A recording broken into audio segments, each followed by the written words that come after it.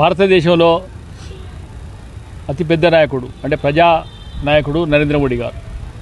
మరి భారత ప్రధానమంత్రిగా అయిన తర్వాత ప్రపంచ దేశాలకు ఎంతో ఖ్యాతి గడిస్తూ ఉంది ఇండియా.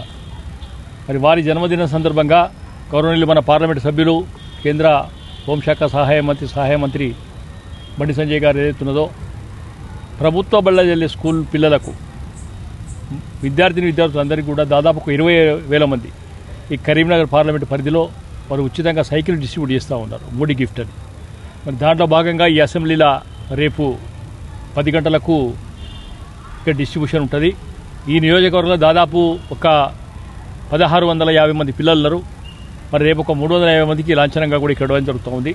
మిగతా స్కూళ్ళందరూ కూడా అక్కడికక్కడే స్కూల్కి పంపే పరిస్థితి ఉన్నది.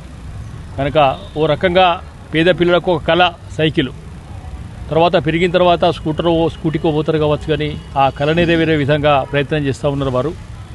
మరి దాంట్లో భాగంగా రేపు వచ్చే కార్యక్రమానికి కూడా మనం అందరం కూడా హాజరు కావాలి. నిజంగా కూడా భారతీయ జనతా పార్టీ ఏనాడు కూడా రాజకీయం అధికారం కోసం ప్రయత్నం చేయలేదు.